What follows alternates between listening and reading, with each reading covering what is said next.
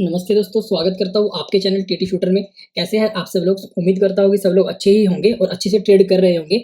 तो हमने अब डिसाइड किया है कि हम एक फॉरेक्स मार्केट के ऊपर एक फ्रेश सीरीज शुरू करने वाले हैं, क्योंकि देखिए मेरे भी बहुत से जो फ्रेंड्स हैं वो फॉरेक्स मार्केट के अंदर ट्रेड करते हैं, लेकिन उनको यही नहीं पता कि फॉरेक्स मार्केट की बेसिक क्या है, कि क्या स्प्रेड कैसे काम करता है, करेंसी पेयर्स क्या है और पिप्स क्या है। उन्हें ये सब चीजें नहीं पता। तो मैं इसलिए इसलिए तो मैंने डिसाइड किया कि मैं फॉरेक्स मार्केट के ऊपर एक बिगिनर सीरीज बनाऊं, जिसमें मैं जो बेसिक्स है वो एक्सप्लेन करने की कोशिश करूं अपने फ्रेंड्स को और अपने सब्सक्राइबर्स को ना। इसीलिए तो हमारे लिए जो फर्स्ट वीडियो होने वाला है, इसमें हम बात करेंगे कि फॉरेक्स मार्केट क्या है, कैसे हमारे करेंसी पेयर काम करते हो और फॉरेक्स मार्केट क्यों बना है। तो इसी चीज को हम डिस्कस करेंगे इस वीडियो में। चलिए शुरू करते हैं और आगे बढ़ते हैं। अब बात करते हैं कि फॉरेक्स है क्या। Forex stands for foreign exchange. ये एक ग्लोबल मार्केट है करेंसीज का, जहां पे हम एक करेंसी को बाय करते हैं और एक करेंसी को सेल करते हैं। जैसे कि जब भी हम एक कंट्री से दूसरी कंट्री में ट्रैवल करते हैं, जैसे कि आपने इंडिया से यूएस में ट्रैवल किया या कनाडा में ट्रैवल किया, तो आपको उसी करेंसी को वहां पे यूज करना पड़ेगा। तो अपनी हम जो हमारी हमारे कंट्री की करेंसी होती है, जब भी हम दूसरी कंट्री में ट्रैवल करते हैं उस कंट्री की करेंसी होती है, उसको जब हम एक्सचेंज करते हैं, उस एक्सचेंज प्रोसेस को करते हुए जो हमारा फोरेक्स है, इसका पार्टिसिपेट होना बहुत जरूरी है और इसका बहुत ज्यादा इंपॉर्टेंस होता है उस चीज में, करेंसी को कन्वर्ट करने में। तो इसीलिए ये फॉरेक्स मार्केट बनी है, ताकि हम क्या कर सके, जो हमारी कंट्रीज है वो आपस में लेन देन कर सके इजिली। तो इसलिए फॉरेक्स मार्केट चलती है और लेन देन को बढ़ावा देते हैं एक कंट्री दूसरे कंट्री के साथ। तो चलिए अगली स्लाइड पे मूव करते हैं और समझते हैं इसके कुछ एक पॉइंट्स।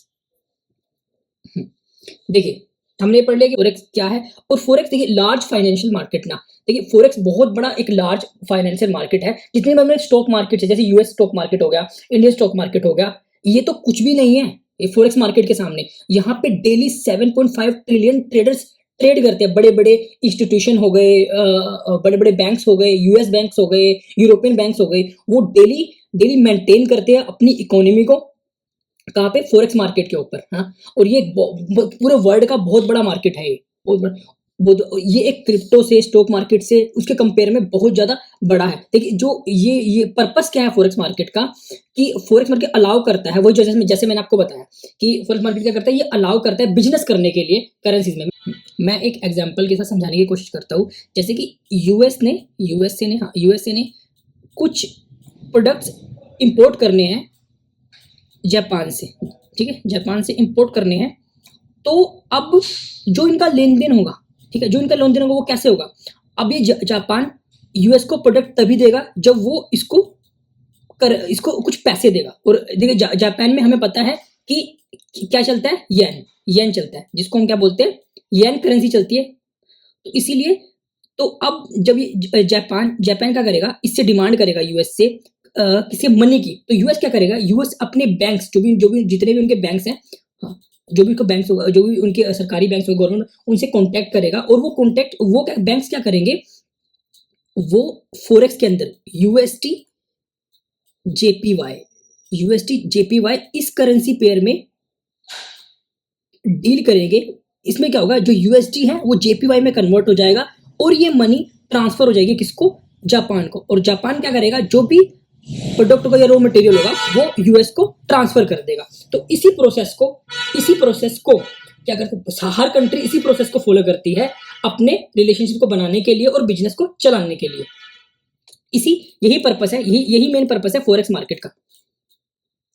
तो और फॉरेक्स मार्केट में क्या है कि हम जो इंडिविजुअल्स है वो भी इजीली ट्रेड कर सकते हैं, इन्वेस्ट कर सकते हैं। और ट्रैवल तो आप समझ गए, ट्रैवल भी आसान हो जाता है। और हम इसीलिए इसमें अपनी किसी भी करेंसी को बाय और सेल आराम से इजीली कर सकते हैं। देखिए और क्या होता है, जो ट्रेड पेयर्स होते हैं, देखिए आपने नॉर्मली सुना होगा यूरो यूएसडी, जीपीबी यूएसडी,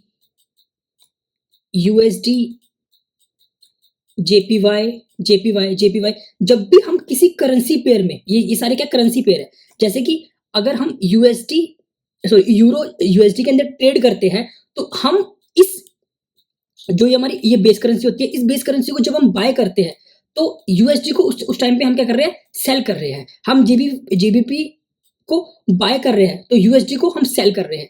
तो इसीलिए जब भी हम एक करेंसी पेयर में ट्रेड कर रहे हैं तो एक करेंसी को हम बाय करते हैं और दूसरी करेंसी को हम सेल करते हैं। इसी प्रोसेस से फॉरेक्स मार्केट चलता है। इस स्लाइड पे हमने समझा कि फॉरेक्स मार्केट क्या होता है। चलिए मूव करते हैं नेक्स्ट स्लाइड पे और समझते हैं कि फॉरेक्स मार्केट क्यों एग्जिस्ट करती है। देखिए जितनी भी हमारी कंट्रीज है वो जो भी सर्विसेज आपस में शेयर करती है या बिजनेसेस करती है वो फॉरेक्स के थ्रू ही करती है। तो फॉर एग्जांपल कि एक कंट्री है, अगर एक कंट्री है इंडिया, उसको अपना रॉ मटेरियल यूएस में भेजना है और यूएस से जो भी उस मटेरियल के बदले जो भी पैसे आएंगे या मनी आएगी तो वो फॉरेक्स के थ्रू ही आएगी, कन्वर्ट होगी। क्योंकि यूएस के अंदर क्या चलता है, यूएसडीटी चलता है और यूएसडीटी कन्वर्ट होगा आईएनआर के अंदर, वो कन्वर्ट होगा फॉरेक्स से। और फॉरेक्स ही एकमात्र ऐसा जरिया है जिससे अभी पूरे वर्ल्ड की इकोनॉमी चलती है इंटरनेशनल लेवल पे। और जितने भी बिजनेसेस है और वो सर्विसेज है जो शेयर हो रही है कंट्रीज के बीच में आपस में, वो फॉरेक्स के थ्रू ही हो पा रहा है। Facilitate global trades, forex allow businesses and government to trade goods and service internationally by converting currency efficiently। देखिए जब भी कोई कंट्री दूसरी कंट्री के साथ कोई बिजनेस करती है तो बिजनेस जितनी भी हमारी मनी ट्रांसफर होती है एक कंट्री से दूसरी कंट्री, हम ऐसे डायरेक्ट तो ट्रांसफर नहीं कर सकते। जैसे कि अगर इंडिया के अंदर आईएनआर यूज हो रहा है, यूएस के अंदर यूएसडीटी यूज हो रहा है, चाइना के अंदर चाइनीज करेंसी यूज हो रही है, तो उनको जो पेमेंट चाहिए वो उनको अपनी करेंसीज में चाहिए। तो इसीलिए क्या करेगी जो यूएसडीटी है, जो यूएस है, वो अपनी करेंसी में मनी ट्रांसफर करता है। तो वो मनी फॉरेक्स के थ्रू ट्रांसफर होने के बाद चाइना के पास उनकी करेंसी में पहुंचती है। तो इसीलिए फॉरेक्स मार्केट एग्जिस्ट करती है। जैसे फॉर एग्जांपल कि चाइना की एक फेमस कंपनी है बीवाईडी। अगर बीवाईडी को अपनी सर्विस प्रोवाइड करनी है इंडिया के अंदर तो इंडिया उनको जो मनी ट्रांसफर करेगी वो आईएनआर में करेगी, उस सर्विस के बदले आईएनआर में करेगी। लेकिन फॉरेक्स मार्केट क्या हेल्प करेगी, यहाँ पे उस आईएनआर करेंसी को कन्वर्ट कर देगी चाइनीज करेंसी में और बीवाईडी कंपनी को ट्रांसफर कर देगी। इसीलिए फॉरेक्स मार्केट एग्जिस्ट करती है। Support financial system, banks, central banks and financial institution rely on a forex to maintain liquidity and stabilize national currency।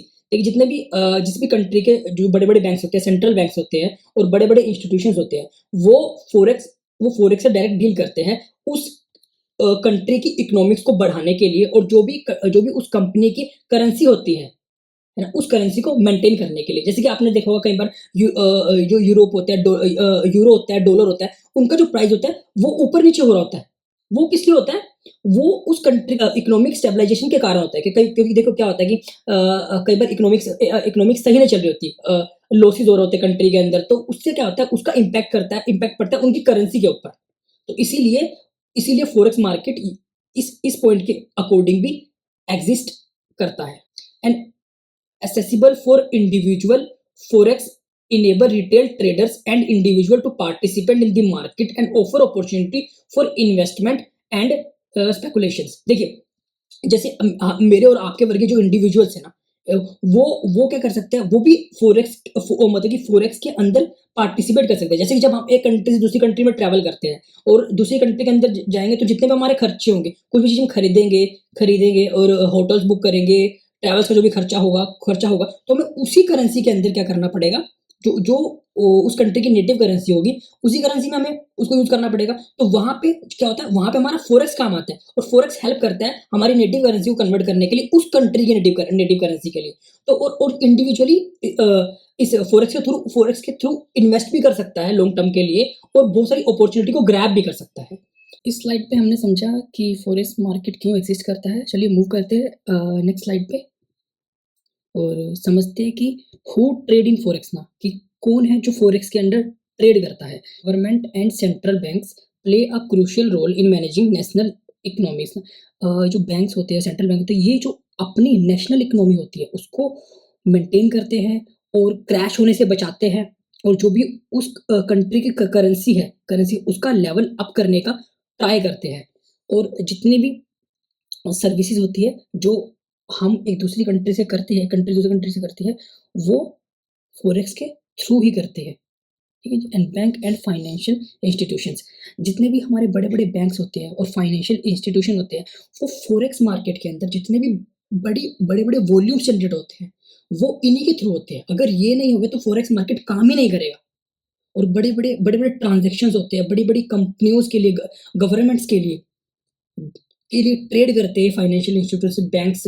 और जितनी भी मेजर लिक्विडिटी आती है वो इन बैंक्स की वजह से आती है। हम ये कह सकते हैं कि 90 to 95% जो वॉल्यूम जनरेट होती है फॉरेक्स मार्केट के अंदर, वो इन बड़े बड़े बैंक्स और फाइनेंशियल इंस्टीट्यूशन की वजह से होती है। अगर ये ना हो तो फॉरेक्स मार्केट में वॉल्यूम ही ना आ पाए। कॉर्पोरेशन एंड मल्टीनेशनल बिजनेसेस, देखिए जैसे कि अगर मेरी कोई छोटी सी कॉर्पोरेशन है, तो मैं अपनी छोटी कॉर्पोरेशन के साथ भी फॉरेक्स के अंदर इजिली ट्रेड कर सकता हूँ, इन्वेस्ट कर सकता हूँ, हेजिंग कर सकता हूँ। और जो जो एक्सचेंज रेट्स होते हैं, अगर जैसे मेरी एक छोटी कंपनी है और मैंने उस कंपनी को क्या कर दिया, एक और उसकी ब्रांच खोल दी दुबई के अंदर, तो मैं जो दुबई के अंदर दिनार चलता है उसके थ्रू मैं अपना बिजनेस और दुबई के अंदर भी सेटल कर सकता हूँ। लेकिन उसमें जो हेल्प कर क्या करेगा, वो फॉरेक्स एक्सचेंज मेरा हेल्प करेगा मेरे बिजनेस को सेटअप करने के लिए दुबई के अंदर। इसलिए जो मल्टीनेशनल कंपनीज होती है, जैसे अडानी हो गया, अंबानी हो गया, अगर इनको बिजनेस करना है बाहर किसी भी देश में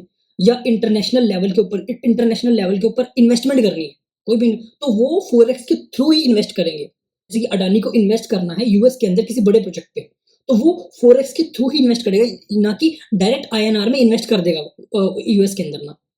तो इसीलिए जो बड़े बड़े प्रॉफिट्स करते हैं वो उनको हेजिंग भी कर सकते हैं प्रॉफिट के अंदर, क्योंकि देखो जो इतने बड़े बड़े ये बिजनेसमैन, इनके ऊपर पैसा ही बहुत होता है, तो इनको फर्क नहीं पड़ता, क्योंकि जो हेजिंग होती है वो एक थोड़ा ज्यादा पैसे से हेजिंग होती है, हाँ, as compared to the normal जो हमारे पास कैपिटल होता है उससे।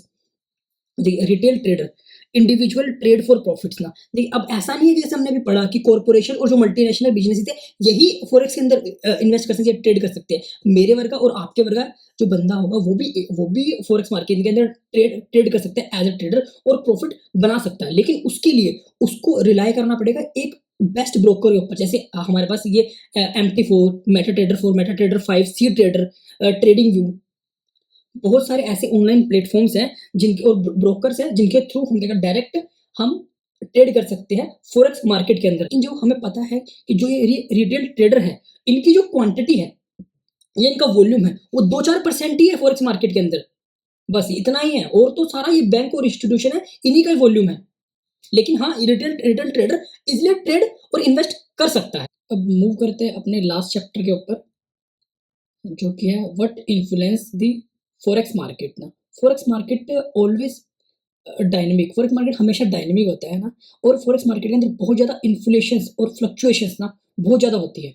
And first of all economic events, central bank decisions like federal results, और central bank raise the interest rate. जैसे जैसे फेडरल बैंक इंटरेस्ट रेट बढ़ाएंगे तो उस करेंसी के अंदर जो इन्वेस्टमेंट है तो वो हमें ज़्यादा करनी पड़ेगी। और इन्फ्लेशन रिपोर्ट्स, एम्प्लॉयमेंट डेटा अगर बढ़ रहा है या कम हो रहा है, ये सब चीज़ें क्या करती है, फॉरेक्स मार्केट को इन्फ्लुएंस करती है। जितने भी इकोनॉमिक इवेंट्स हैं एंड ग्लोबल न्यूज़, जैसे कि इलेक्शंस हो गए, ट्रेड एग्रीमेंट्स हो गए, नेचुरल डिजास्टर हो गए, जो ये ग्लोबल न्यूज़ है, ये मेजर ड्राइवर है फॉरेक्स मार्केट के अंदर। जैसे जब भी कोई इलेक्शन का रिजल्ट आता है, कुछ भी आता है, तो पूरी की पूरी मार्केट डिस्टर्ब हो जाती है। कोई भी डिजास्टर आया, जैसे कि अभी हमारे पास कोविड-19 आया था, तो पूरी मार्केट क्या हो गई थी, डिस्टर्ब हो गई थी, गिरना शुरू कर दिया था। तो ये एक मेजर ड्राइवर्स होते हैं जो ग्लोबल न्यूज़ होती है फॉरेक्स मार्केट के अंदर ना। और इससे मेजर शिफ्ट आता है करेंसी डिमांड्स के अंदर।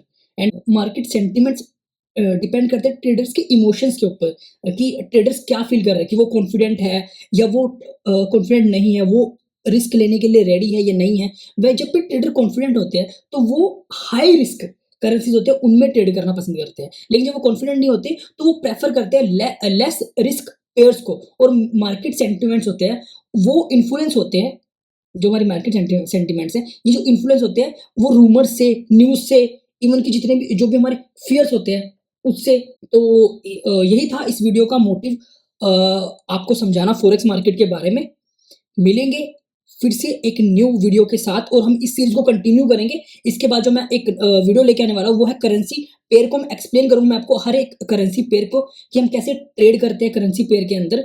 और उस करेंसी पेयर का मतलब क्या होता है। तो इस टॉपिक के बारे में हम अगले वीडियो में डिस्कस करते हैं। तब तक के लिए जय हिंद, वंदे मातरम।